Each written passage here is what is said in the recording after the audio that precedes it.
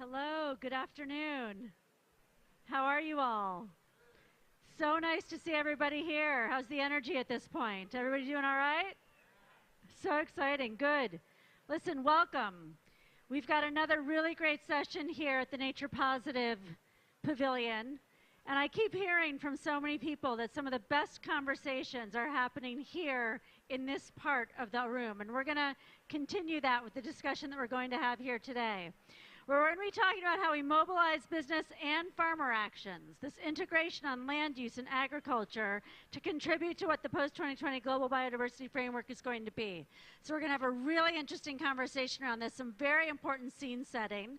We're very pleased as WBCSD with OP2B, One Planet Business for Biodiversity, and IUCN to co-host this conversation to really drive the science and the actions and the business leadership around what we're doing and how we're really engaging all the way to the farm on the actions that we need to be taking.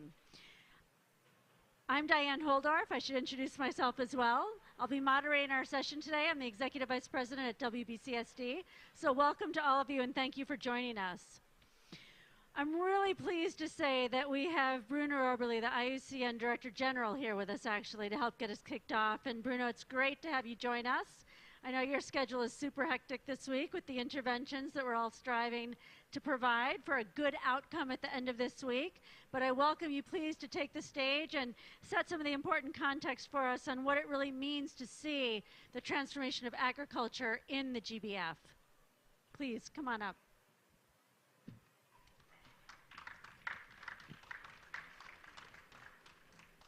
I'm very high here.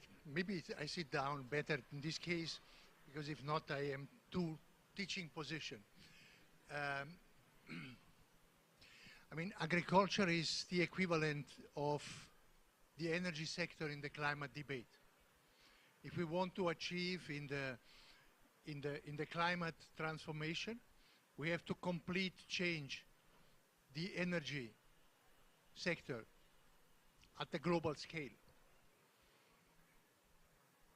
In biodiversity, we know that agriculture is the most important drivers of biodiversity losses, and we have to change it if we want to achieve the result of a nature-positive world.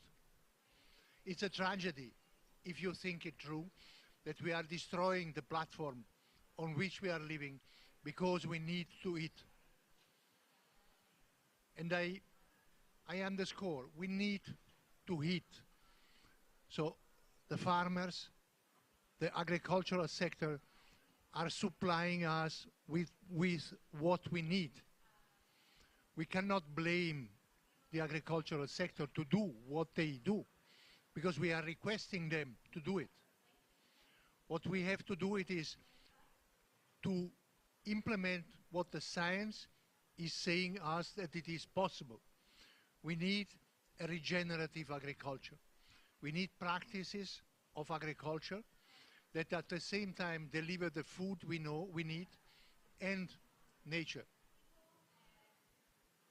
It's a big challenge.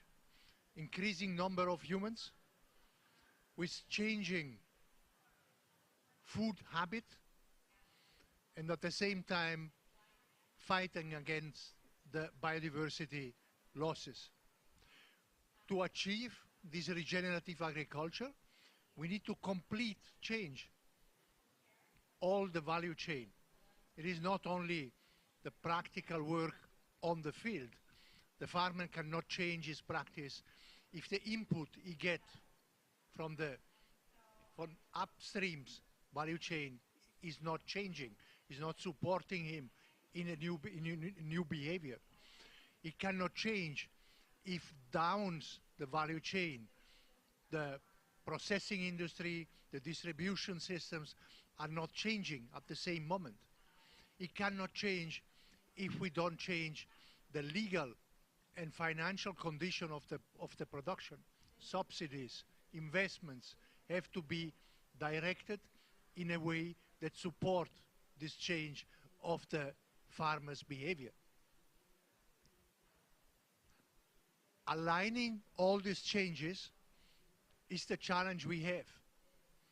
And of course, public activities, legislation, regulation, subsidies, taxation, it's eminently important in this sector.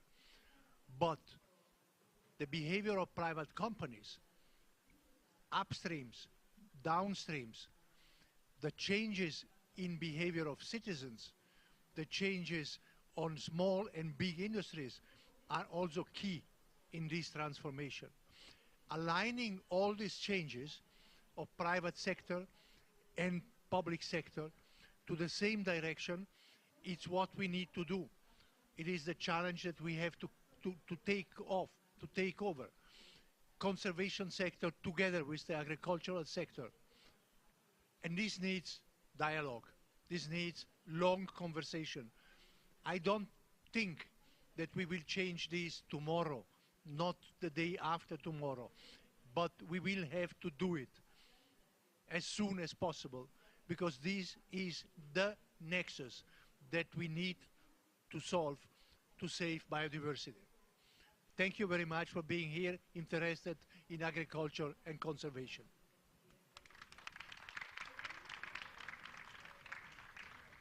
Bruno, thank you so much. Thank you so much for joining us. It's great that you called out some of these key issues, including subsidies, some of the hard things we have to work on to drive what the correct investments in science are going to deliver. So thank you so much. Really appreciate the context setting for us.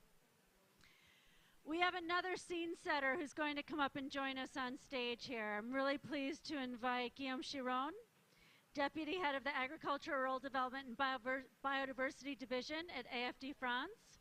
Welcome, Guillaume. I know you've got a couple of slides, so we'll have you click right into those to set the scene for us further on how a development bank like AFD, what the role is there to help drive these practice changes, the investments, and the acceleration that we need to see. Thank you so much, and good afternoon to everybody. I would like to thank you, first of all, IUCN and WBCSD to invite me to present the view of a public development bank as AFD regarding that crucial nexus, as it has been said by Bruno Oberle, regarding agriculture and biodiversity issues. So first of all, perhaps to recall some very important aspects, because in our mind, we have to view these issues, how to reduce impact of agriculture and biodiversity, and at the same time to be able to respond to food and nutrition security. So just to recall some figures which is quite important. The first of all is that the rural territories are continuing to facing very big challenge regarding poverty alleviation and food and nutrition security. As you see, 80% of the people in rural area are still below the level of poverty. 10% of the global population are still facing hunger. And by 2050, 10 billion of people will have to be fed, with 2 billion of them in sub-Saharan Africa, without over-exploiting the natural resources like it is the case today. The rural territories are also facing two other very important challenges. The first one is, of course, the climate change, as it has a big impact on agriculture productivity.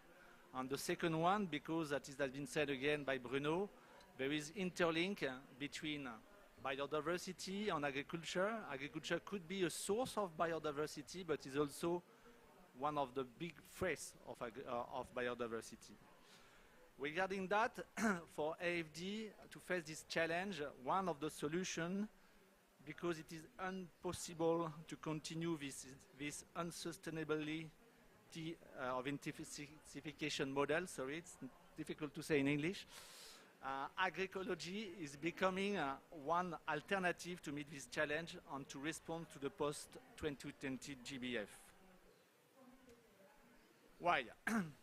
Because we are thinking that agroecology is able, first of all, to give a response, a clear response to the food and nutrition security by providing healthy and diversified products, because it's also be able to respond to the climate change issues, and mitigation and adaptation, because again it resolves some part of the ecosystem services by improving the soil fertility, by improving the water quality, and finally, regarding rural employment and the capacity also of agroecology to give economic incentive for the farmers, which is quite important, of course. And this agroecology is able also to respond to many of the SDGs, in particular fight against hunger, fights against poverty, reducing gender issues, inequality, and of course to be able to protect and restore the marine and the terrestrial ecosystem. So for AFD, we've got a clear strategy, and I am working, as it has been said, in a division which is working on agriculture, rural development, and biodiversity. So that means that we are trying to make the link all the time in all of our projects between the issues of agriculture and the conservation of the nature. How do we work? We have the capacity to have what we call development policy loan, which is, for example, the case in a country like Ecuador, where we have a loan, a sovereign loan with the Ecuador government of 100 million euros to be able to improve its pro-nature public policy, and with some support from technical assistance to support the government of Ecuador. The second kind of tools is, of course, to continue to work on projects, as we are doing in many countries in the world, to be able to support agroecology and contract farming. To take very different kind of aspect, territorial approach, of course, with the fact to try to develop a global platform of stakeholders, promotion of different type of practices, so to, again, be able for our valorization of agroecological value chain, partnership, etc. What is quite important also is to be able, still the beginning of a process, to know how to scale up what we are trying to do on the pilot phase. What does it mean? First of all, of course, it's quite important to have the development of institutional environment. That means to provide agriculture training to farmers, to be able to find an access to credit support for private sector.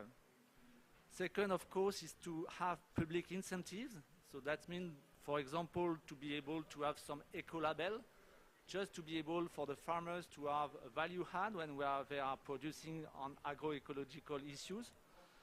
It could be also what we're trying to do, but it's quite difficult. We all know that to have more what we call payment for ecosystem services, for water quality, for soil quality, for fights against degradation and erosion of the soil, but it's quite difficult to implement it.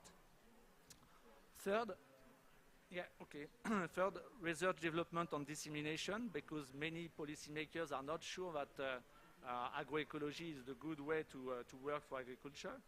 And of course, the ownership of farmers on private sector, which is quite important, but also for that, we need to have the private sector on board, just to be able to have revenues coming from the agroecology. So I will just give you, to finalize, one example of project funded by AFD. It is a project Cacao Amis des Forêts in Ivory Coast, who promotes sustainable cacao culture system by providing many different kind of activities. The test of new intensification on agroforestry technical itineraries, the test of agroforestry approach for preserving the environment, and finally, which is quite important, is to be able to initiate a contract farming between a big company, a Semois processor, which is a processor of chocolatier in France, with the local farmers, so to be able for them to have the value add of their activity with a concern of conservation. And finally, just to show you what are the main results. Doesn't work. doesn't work, but just, yes, it works.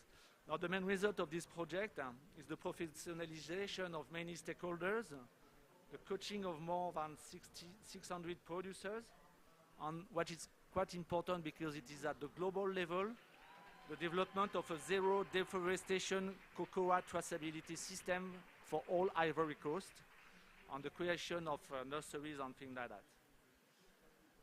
So it's the end of my speech, just to try to raise some questions for the panelists. Issues from the private sector. The first one is which kind of incentive mechanism are used by the private sector to support nature positive farming? Another question could be, how private sector manage their relationship with family farming and local farmers union? And the third one, which is quite relevant, is what kind of arrangements are found by the private sector with farmers and landowners to secure access to land tenure.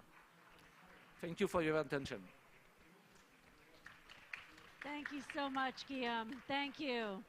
You know, it's so good to see what the public sector finance mechanisms can do as we start to look at the roles of all the different stakeholders across these value chains. And with that, we're going to move the conversation, spurred by those three questions, into a value chain conversation. I'd like to invite our panel to please join me up here on stage. First, I'd like to welcome Kevin Rabinovitch.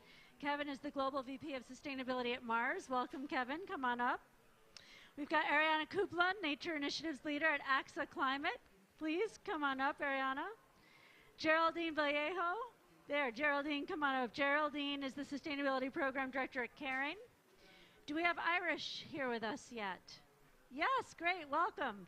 Good, we've got Irish Regular Asian Farmers Association, because again, this is around taking it all the way to the farm, so thank you for joining us. And then finally, Tim Lee. Tim, yeah, good, there you are, right. Tim is the Director of Sustainability and Responsibility at Pernod Ricard in North America.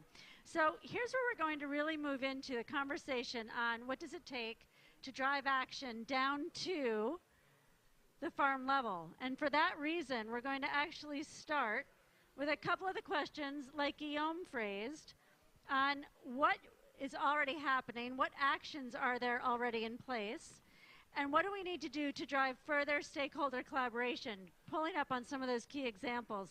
And Irish, you know, we want to start with what it takes at the farm level first and build our way back up.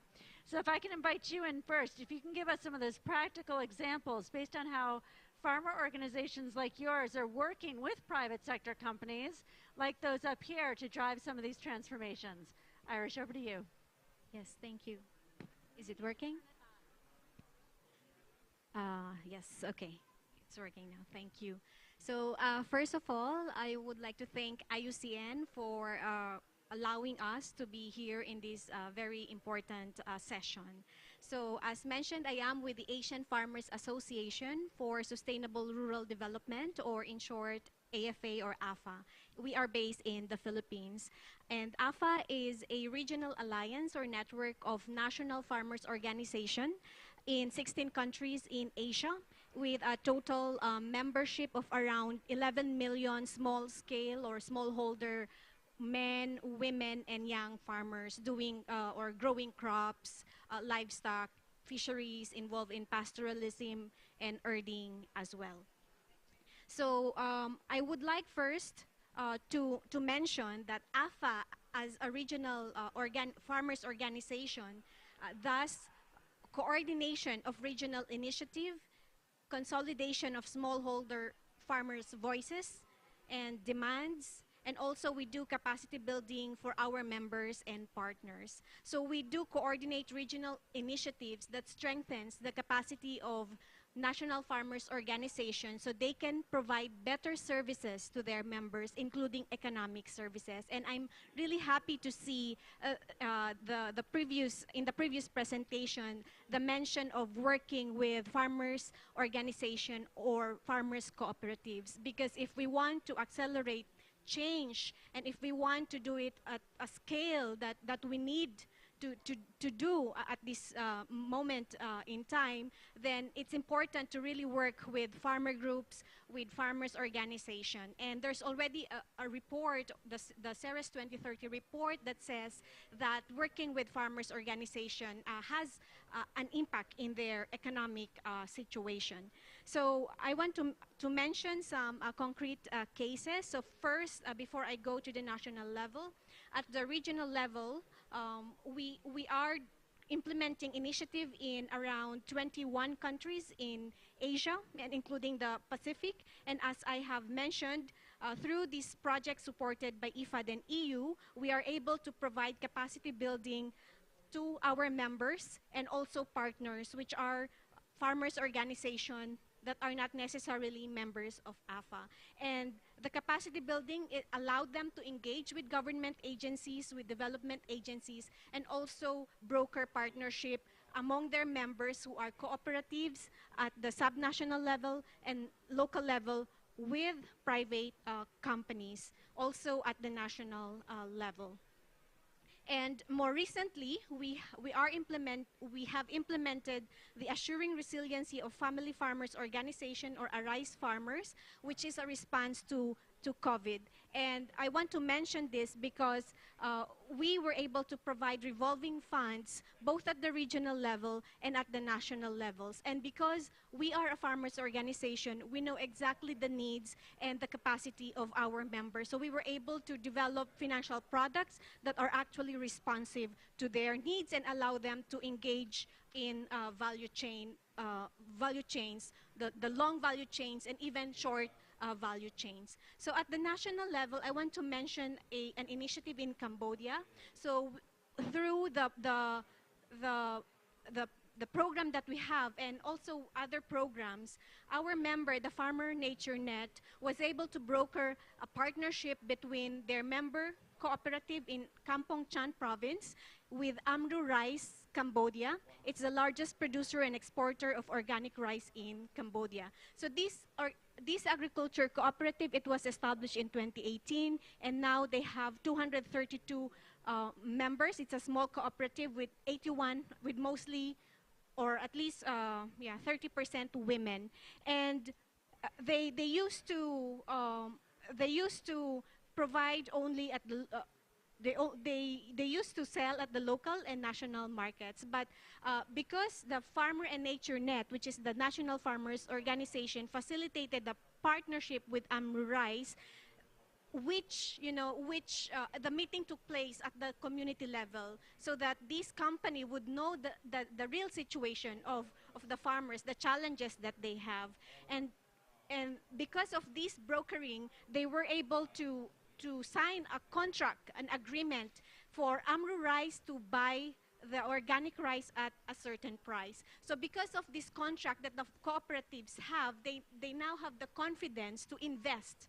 They now have the confidence or they are more enthusiastic to learn more about the technology, to go for accreditation. And even Amru Rice provided or compensated the day's loss for the cooperative or farmers to actually, do the training and, do the accreditation process. So this is the kind of partnership that I think we need to scale up for us to be able to drive the change that we want. And I want to mention more, but yeah, there are cases in Laos, in the Philippines, on coconut diversification, also in Laos on vegetables, so not just rice or not just the usual commodity.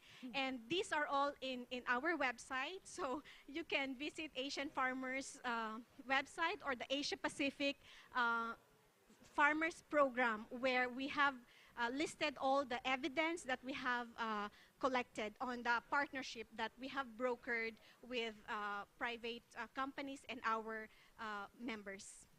Irish, thank you so much.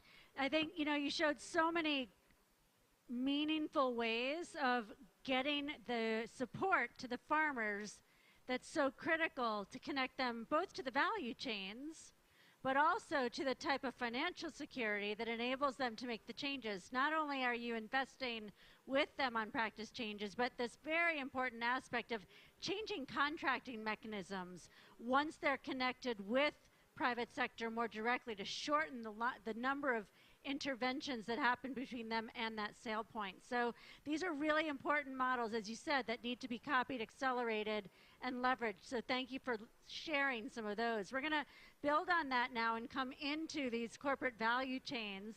Kevin, I'm going to come to you first. Mars has been leading in this area for decades, I would suggest. Recently, you've had a lot of shifts in how you've been moving some of these forward. Do you want to share just a couple of updates from what Mars is leading, and then lean into some of the work that you've been doing within groups like OP2B and what it takes to drive even more systemic change? Yeah, absolutely. Thanks, thanks, Diane. Maybe first, for anyone that's standing or sitting, there's a bunch of empty seats on the bench here, so you have a free pass to walk through and interrupt. It's all good. So, or you can stay where you are. Either way. So you got to win over the crowd first, right? So, yeah, thanks, Diane, for the question and the intro, and it's a real pleasure to be here, both representing Mars and OP2B. You know, maybe I'll pick up on some of Irish's comments and build and say, you know, I think it's important, and maybe also Bruno's comments in the scene setting. It's important to remember that at farm level, you know, farmers are trying to solve for a whole bunch of problems at once, right? They're trying to feed their family, they're trying to generate income, and then there's sort of all these other larger system asks about the environment and biodiversity and climate that are now starting to flow down to them. And so I think it's always important to recognize that both at farm level and then even, you know, for a big business like Mars, we're trying to solve a whole bunch of problems at once. And so we need solutions that deal with, I think, what Bruno described as the nexus, which is we've got to simultaneously solve for all of that, and not just be sort of focused on one thing at a time. And so, you know, for Mars, that is played out in what we call our sustainable generation targets, which are about climate, water, and land. And the climate one is not dissimilar from what other people's climate targets would be, so I won't maybe talk too much about that. The ones that are maybe a little different are, so we have a land target, which is about holding the total hectares of land that it takes to produce the raw materials that we buy flat. So that means if we want to grow our business by selling more products, we need to find a way to produce more raw materials on the same amount of land. And the reason we think that's important is because we know if the footprint of agriculture keeps expanding, it's going to come at the expense of nature somewhere. Even if we're enforcing policies that our footprint isn't expanding into forests or, you know, converting savannas, it's going to be happening somewhere in the system. And so that's where, you know, I think something like that is quite important. And then if you look at it from a farmer's point of view, you know, that basically means we're motivated to try and drive more productivity. From a farmer's point of view, more productivity is more income, which means it's solving some of the problems that they really care about. And so really thinking through some of those interconnections and dependencies is really important. You know, and what that then means, and maybe I'll now sort of talk about the contracting models, is it really means a completely different way of engaging with your supply chain, whether you're trying to solve for biodiversity or climate or water or human rights or you know, any of the things that matter in the broader lens of sustainability. You know, as long as we're buying commodities where we've said, you know, there's a specification, you've got to meet all these parameters, but all those parameters are things that you can measure in the bucket of stuff that you're buying. You know, you can stick a sensor in there and measure for moisture and fat and protein and flavor and color and all that kind of stuff. As long as that's the extent of the spec, it doesn't matter where it comes from, right? And if it doesn't matter where it comes from, then that means you don't know anything about the process that produced it. You don't know if there was deforestation, you don't know if people were paid well, you don't know if there was loss of biodiversity, you don't know the carbon footprint, you don't know any of that stuff. And of course, we want to know all that stuff because we want to manage it, which then means we can't really buy commodities because the palm oil from that farm or the cocoa from that farm or that farm, even if what comes is chemically the same in terms of its composition, they're not the same because maybe there was deforestation on that farm and maybe there was forced labor or, you know, people had to pay for a job on that farm. And so that really means not just a sustainability strategy, but rethinking your procurement strategy and getting into much more involved, much more engaged relationships with your suppliers. And so I'll give one example, which is a project we've done with some of our suppliers in coconuts in the Philippines, actually. I think not the project you're referencing, but a different coconut project in the Philippines. And so we did a lot of work to develop a project with them where we helped them think about planting, interplanting crops between the coconuts, food crops to help with their food security, thinking about how to manage the bits of the coconut that you're not harvesting, so the husk and things like that, to reapply to the soil in ways that'll help build soil carbon and you know, all the sort of things that you would expect to see in a good biodiversity or regenerative agriculture focused project. But think about the time and energy that it takes to set up that relationship and manage all that project versus writing a spec for desiccated coconut and putting it out into the world and seeing who's going to bid on it, right? You know, it's 10 times, it's 100 times the effort to put that together as it is to just bid out your supply. And so that means you need different staffing, different organization, different ways of working, and really that goes beyond, you know, a role like mine. So I'm the head of environment for sustainability, but really we need our procurement functions bought into this and making this part of what they're trying to solve for. Pivoting maybe a little bit to OP2B, which is the other question you asked, is, you know, despite all the things that we're doing in our value chain, you know, reducing our impacts, being more regenerative, and you know, working on all the social considerations that are important to us as well, you know, there is still restoration. And as we've defined it, and in OP2B's defined it, regeneration is what you're doing on working lands that are farming. Restoration is what you're doing trying to bring lands back to a more natural state. So there you're worried about ecosystem integrity and you know, function and things like that. And so what OP2B has put together recently, building on some standardization work of regenerative agriculture that we did with SAI and other groups, we've now tried to start putting forward similar language around restoration. Because one of the things we've seen over and over in the sustainability space, whenever there's a new exciting topic, immediately the crowd scatters and 10 people will have 11 definitions of what that new thing is. And then it takes 2 or 3 years, and eventually we bring everybody back together, and the noise goes away, and then you actually get going on the work.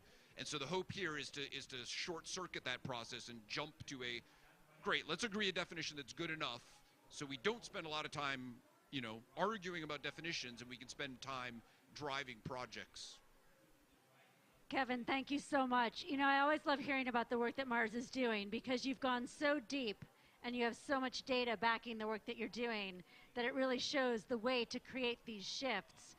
And then when we talk about the role of driving consistency and harmonizing what it is we're working towards, coming into a work of collective action like OP2B and working on a restoration framework helps all of us then go faster. And that's so important. So thank you for touching on that as well. We're going to shift a little bit. You know, normally when we think about agriculture, we do think about food or feed, but we don't often think about the role of fashion. And so, Geraldine, I'd like to come to you now and hear about the work that Karen's been leading. Karen has actually been working a lot, obviously, on regenerative agriculture and is also part of OP2B, but yet you've also been driving a lot of important work around nature-based solutions and the finance mechanisms that enable that. So maybe you can share a little bit more on that piece of it. Yes, thank you, Diane. Can you hear me? Yes, okay, perfect. So yes, we are we still the only fashion company in OP2B? No, yes, there is LVMH also. So yeah, so I think it's really, for us was really great to join OP2B and to be together with the food and cosmetic sector, because for the textile and fiber sector, we all these questions about regenerative agriculture were less advanced, so we could benefit from your work. But just maybe to present quickly Caring. So we are an international luxury group, and we manage the developments of renowned brands such as, actually, I can show what I'm wearing, so Gucci, Saint Laurent, Boucheron, and to give you an idea what we're doing. And so it's clear that people first think about what they eat, and then what they put on their skin, and then what they wear. But the interlink between fashion and biodiversity is huge. we depend on healthy ecosystems to make our product, and we already see the limits that the degradation of these ecosystems have an impact on the availability and the quality of the materials that we use. So what we've been doing at Kering is first understanding in great detail these interdependencies, and for over 10 years now we've had environmental profit and loss account that is a real journey in our supply chains to understand where is our impact, and actually 2/3 of our impact takes place at the very beginning of the supply chain, so in the forest, the farms, the rangeland, and so this is where we have to direct our efforts. But at the same time, it's very difficult to have the full traceability, to know which herders, which farmers, but we know the landscape, if I may say. So for us, it was important to have actions at landscape level in our supply chains. And we're working two ways. So first way is going from our suppliers in Italy and to go up the supply chain to have more traceability and direct them towards certified sources is the easiest one, or to work the other way around and to work directly with farmers and herders on their practices, and then to move up the supply chain with their products. So to give you a few examples, we've been working in Mongolia with Kashmir goat herders on regenerative practices around rotating grazing, for instance, but also wildlife-friendly practices.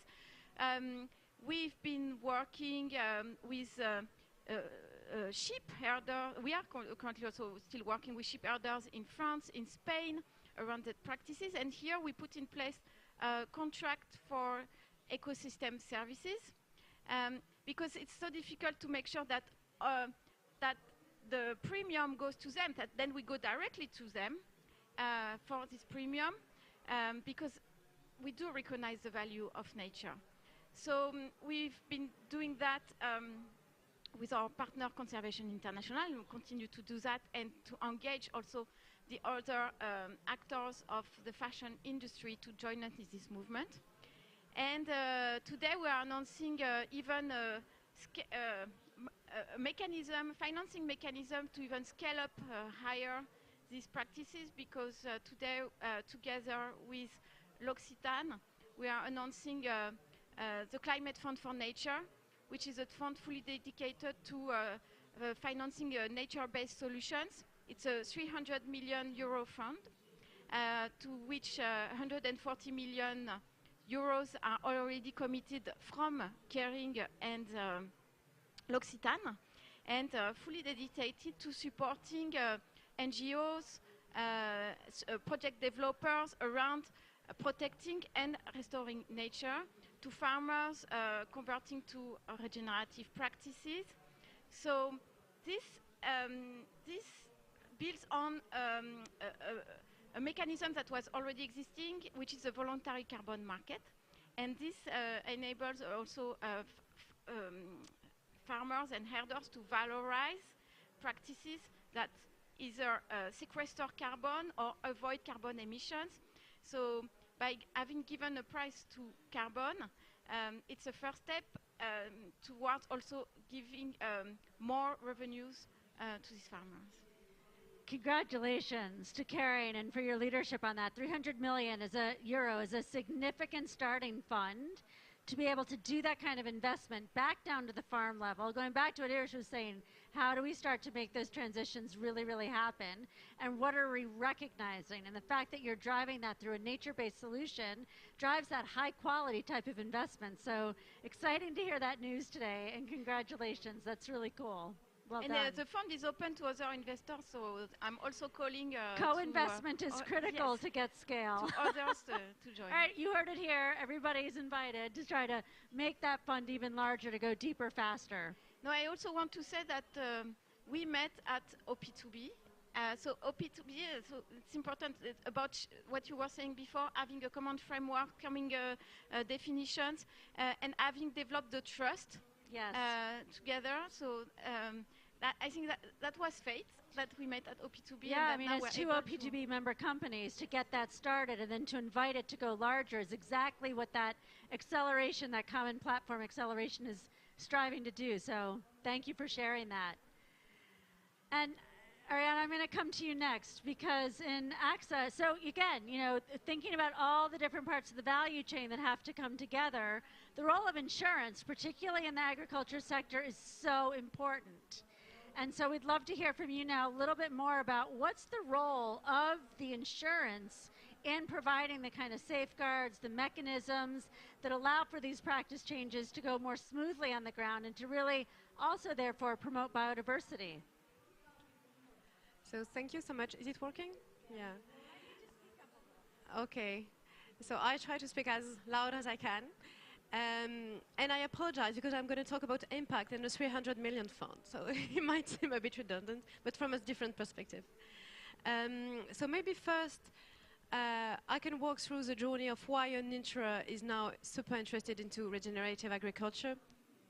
So we started by being a climate insurer. So I'm working for AXA Climate, which is the entity of the AXA Group, working on climate disaster insurance. So insurance against drought, cyclones, wildfire, any climate disasters that you can imagine. And of course, agriculture is a field that is very much impacted by climate change. So we provide farmers and agro-sector insurance, yield insurance, to guarantee the yield at the end of the year.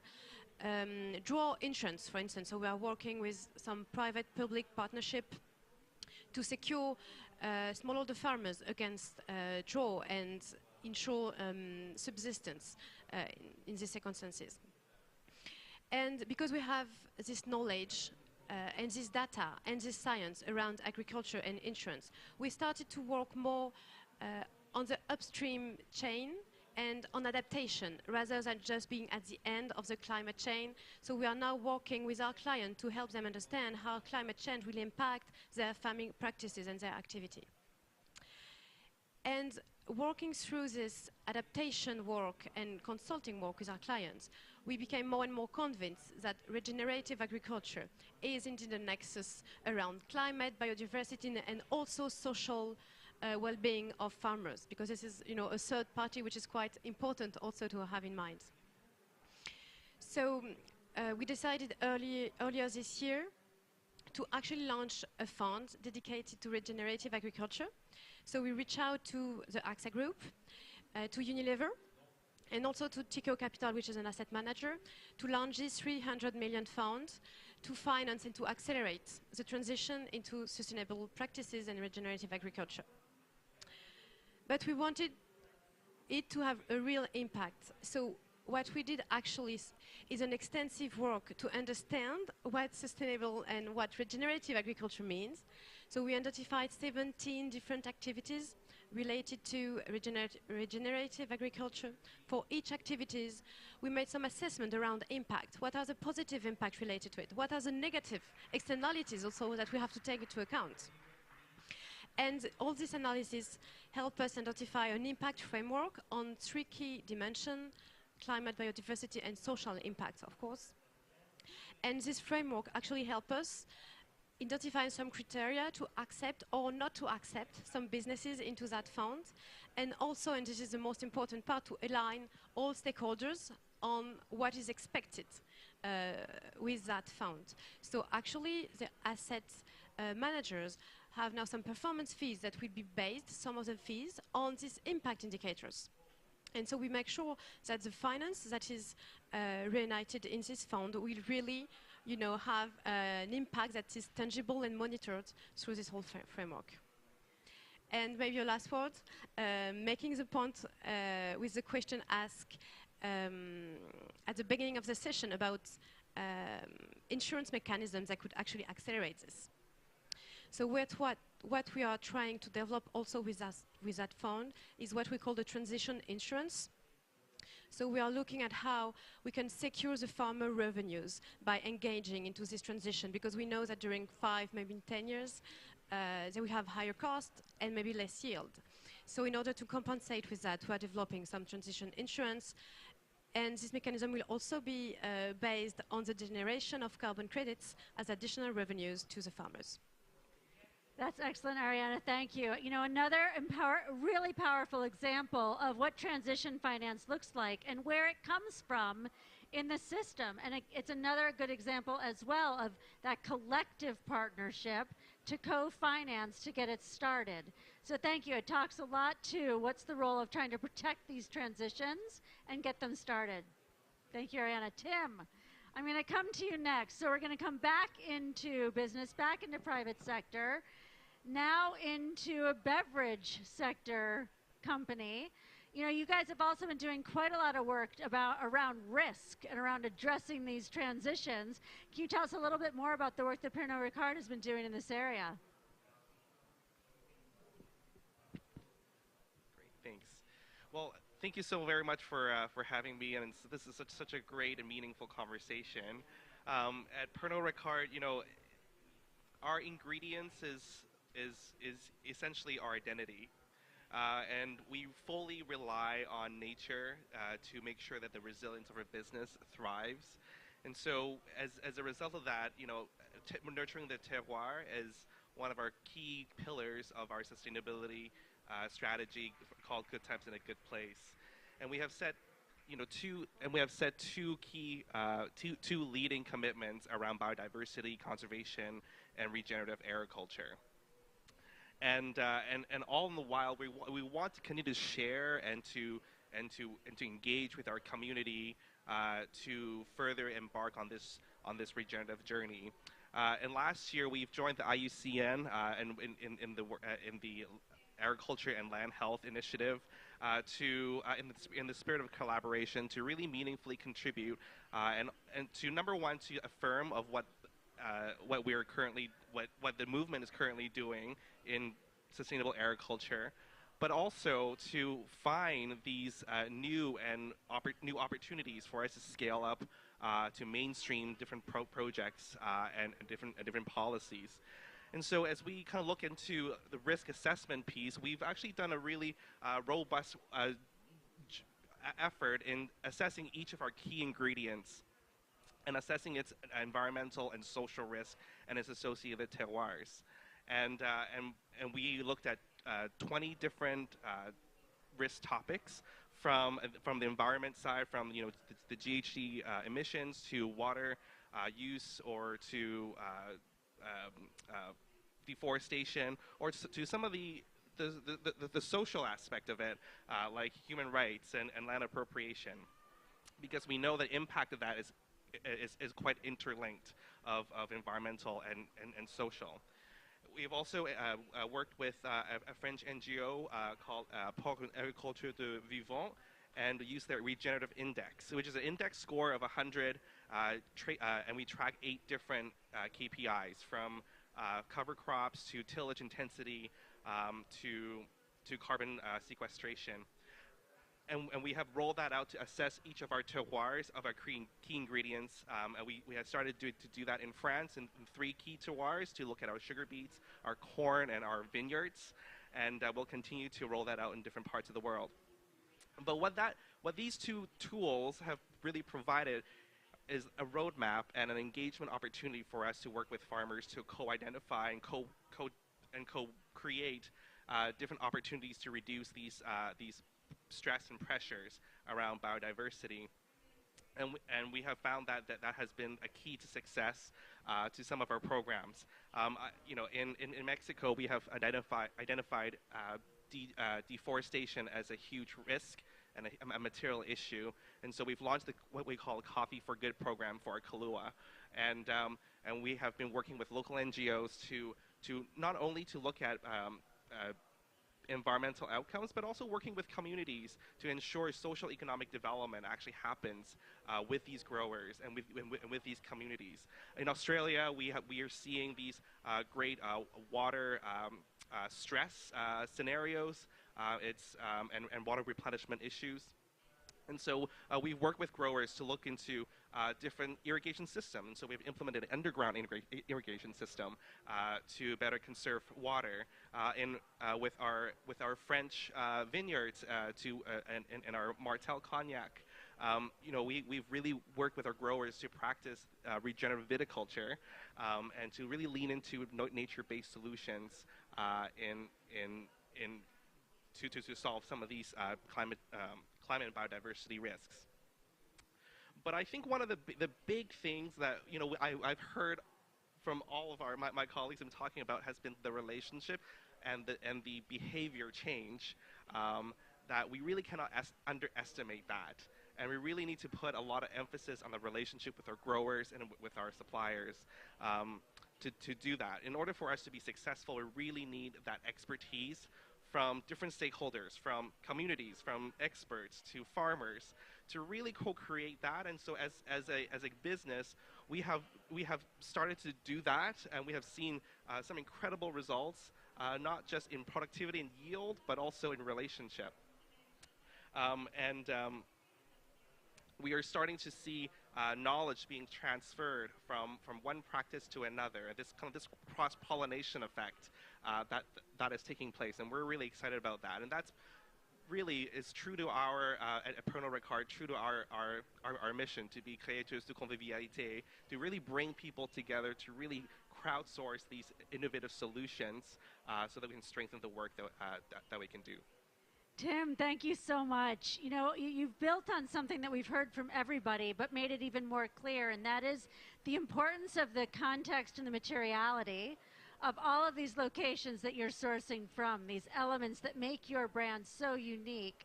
What are the actual material issues? What does the community engagement look like? And how do you address the risks that are unique to those locations, but line up your overall strategy as an organization? So thank you for digging into that. You know, we've heard a lot of very specific examples of actions already undertaken, investments already teed up. And this is a hallmark, I think, of what we're hearing here at this COP. Maybe something we didn't all expect, but so much further along than we were, certainly on these nature issues, than we were 1 year, 2 years, even 3 years ago, now driving into these very meaningful actions and investments all the way to the ground on critical issues in biodiversity like land use, agriculture, and the high quality issues of integrating that with climate and social issues as well. And you know, this multi-stakeholder approach is critical, and for that, for our closing comments, we want to invite another government leader up to join us to share closing reflections for us on what you've heard here today. I'm very excited to invite Minister Rosalie Matondo, Minister of Forest Economy for the Republic of Congo. Please come on up and join us, Minister, and share with us what you've heard. And I will just state that Minister Matondo is going to share her comments in French.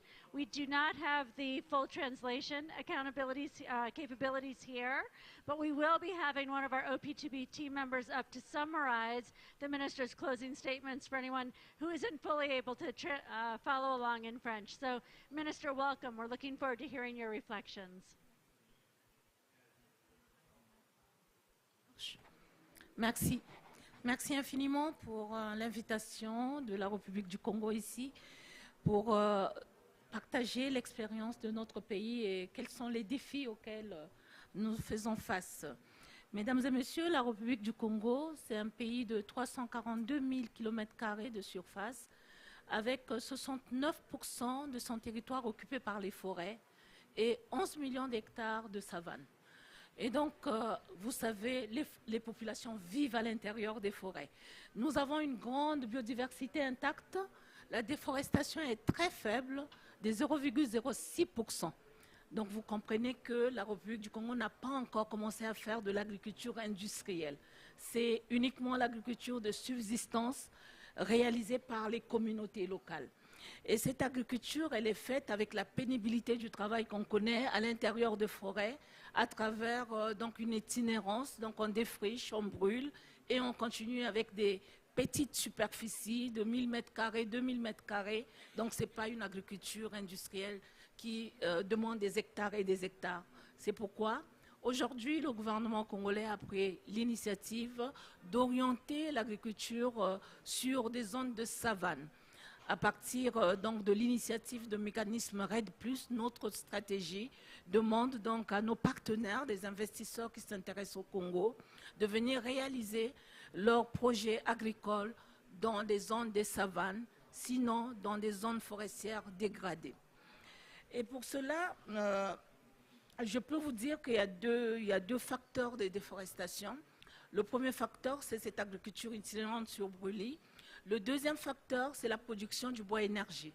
Vous le savez bien qu'en Afrique, 90% des ménages utilisent encore le bois comme source d'énergie domestique.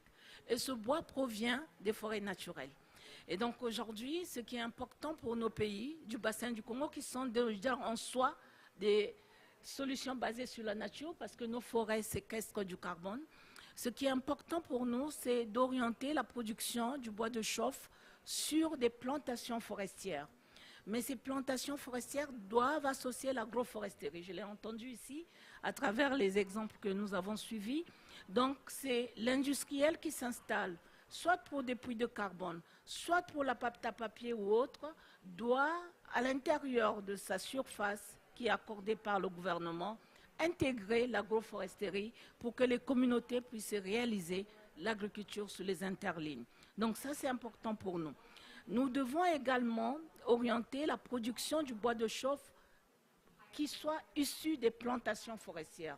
Nous avons la chance d'avoir des conditions agroécologiques qui soient favorables, avec donc des plantations d'acacia qui en même temps enrichissent le sol, en même temps poussent vite, croissent vite, avec 5 à 6 mètres par année. Donc ça nous permet rapidement de produire du bois de chauffe. Donc pour nous, ce qui est important avec nos partenaires, c'est effectivement la promotion de l'agriculture durable. À travers des sociétés, nous avons donc initié une loi des PPP, partenariats public-privé, avec lesquels donc, nous allons travailler pour l'amélioration, on l'a entendu ici, des systèmes de production, donc des systèmes de production durables qui associent des variétés qui soient nouvelles, productives et en même temps aussi des systèmes agricoles qui permettent, comme je l'ai dit, la séquestration de carbone à travers ces plantations associées. Nous voulons aussi aider à travers ces systèmes améliorés de sédentariser les agriculteurs parce que l'itinérance, c'est ce qui permet les défriches, donc la déforestation. Nous avons besoin aussi de développer des chaînes de valeur parce que s'il n'y a pas de débouchés pour l'agriculture, ça va être toujours une agriculture de subsistance. La pauvreté des paysans exige qu'ils puissent défricher, faire l'agriculture pour nourrir leur famille. Donc il faut des chaînes de valeur qui permettent d'identifier des débouchés pour que les communautés, quand ils savent qu'ils peuvent vendre leur production, ça va les sédentariser dans leur lieu de vie. Donc on a besoin de développement de liens commerciaux et puis, comme je l'ai dit, la substitution du bois énergie issu des bois de plantation. Nous avons besoin aussi du renforcement des capacités, on l'a entendu ici dans les exemples, donc le renforcement des capacités des agriculteurs pour qu'effectivement ils soient capables d'adopter ces nouvelles. Le gouvernement de la République du Congo a lancé un programme national d'afforestation et de reboisement.